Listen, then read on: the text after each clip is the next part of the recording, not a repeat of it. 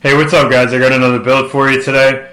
This one's a bit unique in the way that it came together via a theme. So it's a themed build, but it's also a build that I could definitely see a newer player or somebody using in a mode like Platinum Survival. So what I'm going to do is I'm going to go over the build first, and then towards the end of the video I'll give some of the background on the theme and how it came together. So the idea behind the build, obviously, it's a Last Breath Samurai.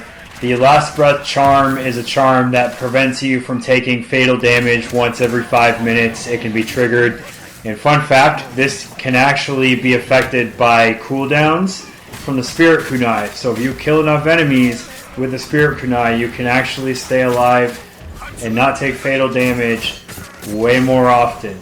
But, staying on track with the build utilizes a Healing Gourd, Spirit Pole, Combat Regeneration, Forbidden Medicine, Concussion Bombs, and the Last Breath Charm to keep you alive, and utilizes all of these things in sync to not only keep the player going and tank a ton of damage, but to combine this with two main forms of offensive output.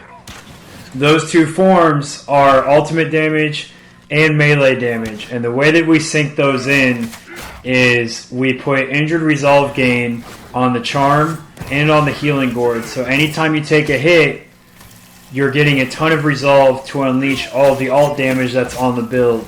The Katana has melee damage and ultimate damage, and the other role on the charm is ultimate damage.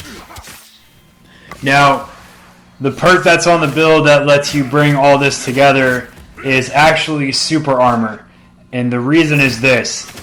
You have Water Master on the Katana combined with the melee damage combined with Injured Resolve Gain. So it actually behooves you to stand in there and be doing all of this damage using your Surging Strikes, but also take a hit or two to build your resolve faster, and then use your ult to wipe groups at a time.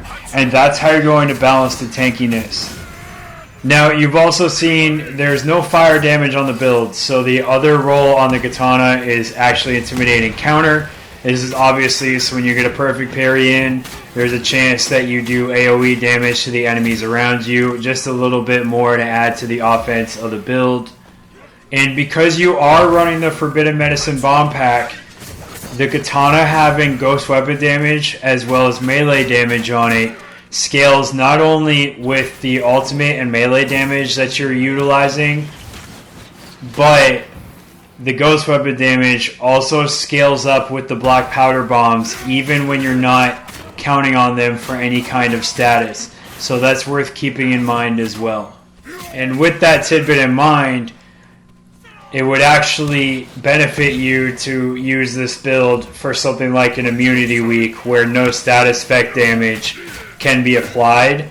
So if you want to focus a little bit more on just the ult and staying alive because you've lost a tremendous portion of the damage you can do with any kind of build, then that's something you could do with this.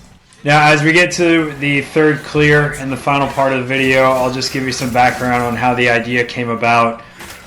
I watched Vikings last year. Bjorn Ironside is one of my favorite characters of all time in terms of any kind of media.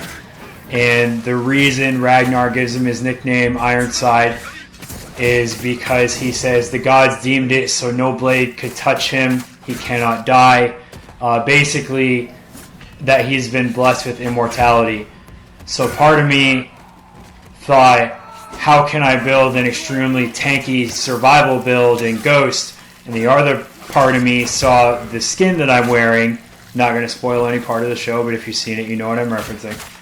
And I was like, there you go. I'll just build after Bjorn Ironside. So that's kind of how the build came together. The skin is based after a scene in the TV show, and the sword kit is actually based off of the Sword of Kings, historically called the Carolingian sword, if I remember correctly. And that is actually a real sword that you could have seen throughout history. With all that in mind, I do hope you guys have enjoyed the video. Perhaps this is something you'd like to give a shot yourself. And I do hope wherever you are, you're having yourself a wonderful day. And I will see you all next time.